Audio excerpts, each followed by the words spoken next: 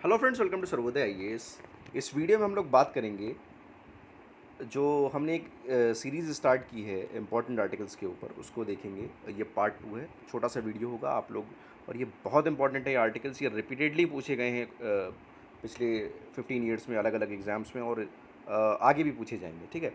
और चाहे वो यूपीएससी हो, प्री हो, मेंस हो, UPPCS, BPSC, UP triple SC और टीचिंग के एग्ज़ाम, सबके लिए ये बहुत इंपॉर्टेंट है। सर्वोदय चैनल के यूट्यूब चैनल और टेलीग्राम चैनल को आप लोग ज़रूर ज्वाइन कर लें। जो भी इनिशिएटिव वहाँ पे लिए जाएंगे वो आपके लिए फ्री ऑफ कॉस्ट होंगे, ठीक है। स्टार्ट करते हैं वीडियो को। मेरा नाम फारूक है, मैंने एमफिल किया लखनऊ यूनिवर्सिटी से। मैंने यूपीएससी मेंस और पीसीएस मेंस दिए, इंक्लूडिंग इंटरव्यू, और पिछले 3 साल से मैं यूपीएससी और पीसीएस एस्पिरेंट्स को गाइड कर रहा हूँ। देखिए, पिछले आर्टिकल मैंने स्टेट लेजिस्लेचर तक करा दिया था। अब हम आते हैं आर्टिकल 248 पे, और आप ये कह सकते हैं कि हाई कोर्ट की बात करते हैं। हाई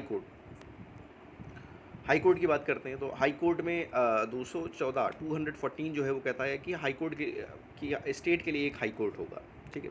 16 कहता है कि किस तरह फॉर्म होगा high court, formation of high court की बात करता है। और 231 जो है वो बोलता है कि ये दो से ज़्यादा स्टेट के कॉमन हाई कोर्ट हो सकते हैं। तो 231 इज़ वेरी इंपॉर्टेंट कि कॉमन हाई कोर्ट हो सकते हैं। 16 बोलता है फॉर्मेशन के ऊपर, और 14 इन्फॉर्म करता है कि स्टेट के लिए एक हाई कोर्ट होगा, ठीक है। आगे बढ़ते हैं। सेंटर स्टेट रिलेशन बहुत इंपॉर्टेंट, हर साल इस पर सवाल आते हैं पीसीएस एग्जाम्स में। सेंटर स्टेट रिलेशन इसका एक बड़ा इंपॉर्टेंट है, जो कि राज्यसभा की स्पेशल पावर की बात करता है। एक 249 है और एक 312 है। ये आपने पढ़ा होगा पॉलिटी में कि ये राज्यसभा की स्पेशल पावर है। तो इसमें क्या आता है कि राज्यसभा की स्पेशल पावर है कि to make laws on state subject. Parliament जो है वो स्टेट सब्जेक्ट पे कानून बना सकता है आर्टिकल 249 के थ्रू, ठीक है। तो 249 हो गया। 362 रिवर डिस्प्यूट पे है। इसके लिए एक ट्राइब्यूनल बनता है। रिवर डिस्प्यूट जो स्टेट्स के बीच में होती है, मान लीजिए ये आपका गोवा है, उसके बाद फिर ये कर्नाटक है, देन तमिलनाडु, कोई रिवर ऐसे जा रही है, तो उसमें जो वाटर का डिस्प्यूट होगा वो आप 262 में आप उसको डील कर सकते हैं। फिर 263 आता है आपका inter state council, very important, 263। और तो ये दोनों आप याद रखिएगा, 262 263, ठीक है। फिर 266 जो है कंसोलिडेटेड फंड है। और 266 का ही एक क्लॉज है जो कि बोलता है public account of India. Public account of India 266 clause है, ठीक है। और 266 जो है वो कंसोलिडेटेड फंड है। इसी तरह 267 है जो कि प्रेसिडेंट के अंडर में रहता है ये, ठीक है। और कंटिजेंसी है, किसी इमरजेंसी में उस फंड को यूज़ करना पड़े तो ये आप कंटिजेंसी फंड एक बनाया जाता है जो 267 में है।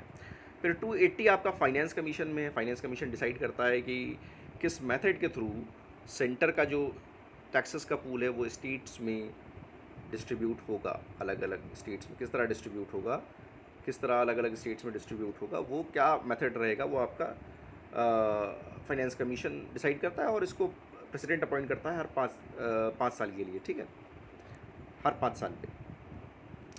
उसके बाद हम आते हैं,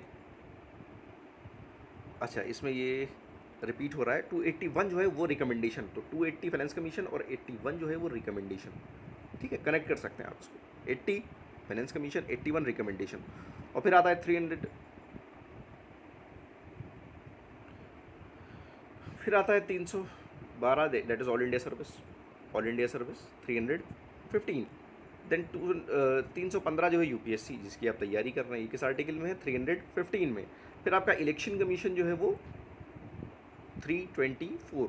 इलेक्शन कमीशन के ऊपर एक हम अलग से एक वीडियो बना देंगे, उसमें हम फर्दर जो और इम्पोर्टेंट आर्टिकल्स इलेक्शन कमीशन के वो कवर करेंगे। तो 315 यूपीएससी, 324 इलेक्शन कमीशन, ये सब एकदम रटे होने चाहिए। All India service 312। ये सब क्वेश्चन ना हर साल रिपीट होता है।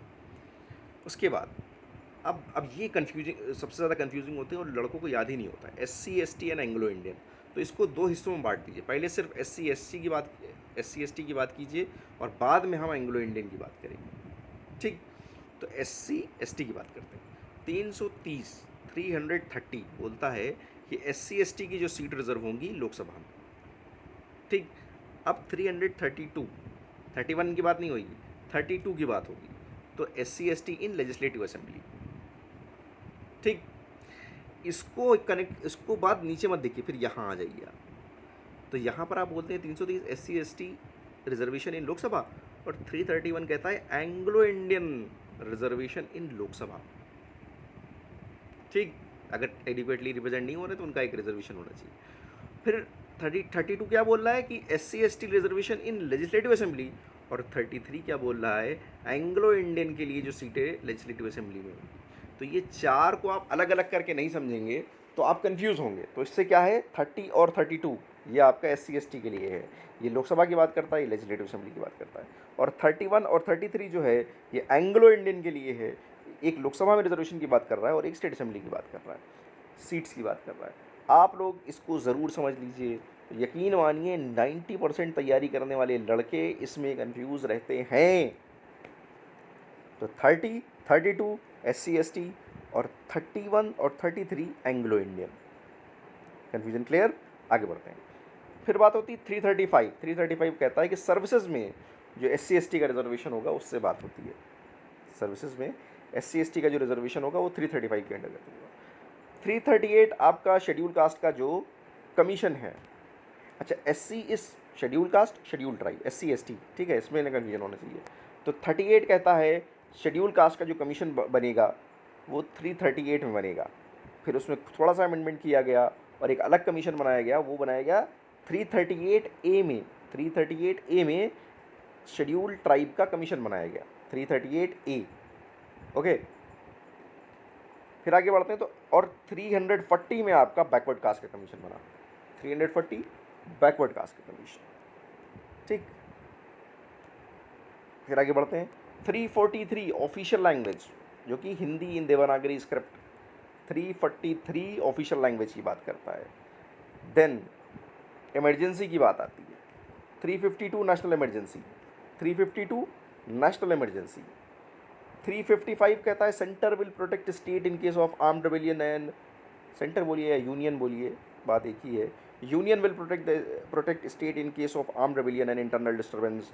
सर ये एक हॉट टॉपिक है बिकॉज ऑफ मणिपुर। मणिपुर में सेंटर स्टेट, वहाँ पर गवर्नर रूल ही कर दो, तो बड़ा ही अजीब रवैया है वहाँ पे यूनियन का।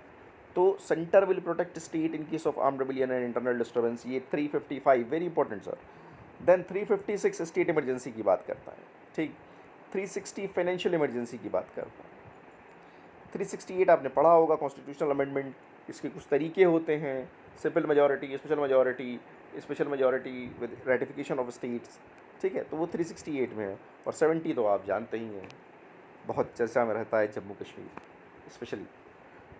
ठीक है, तो इसमें आप एक चीज़ और ऐड कर सकते हैं, और वो ये है कि जब हम SC ST की बात कर रहे होते हैं तो यहाँ पर एक आएगा, यहाँ बीच में एक चीज़ आएगी 341, 341 प्रेसिडेंट को, ये प्रेसिडेंट जो है उन कुछ कास्ट को ऐड करना हो उस SC की कैटेगरी में जो कि बेनिफिट पा सकते हैं, उन कास्ट को ऐड करना और ना ऐड करना, नोटिफाई करना, डी नोटिफाई करना, ये प्रेसिडेंट को पावर देता है। कौन?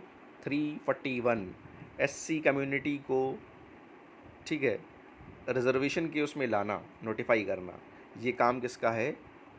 प्रेसिडेंट का है। ये 341 बताता है इसका। ठीक है, तो इसको आप एक बार रिवाइज़ कर लीजिएगा, वीडियो को 2-3 बार देखिएगा, और 30, 32 और 31, 33 ये एक बार याद कर लीजिएगा। 90% स्टूडेंट्स, मोर देन 90% स्टूडेंट्स यहाँ पे कंफ्यूज रहते हैं, और ये क्वेश्चन ज़रूर आता है एग्जामिनेशन में।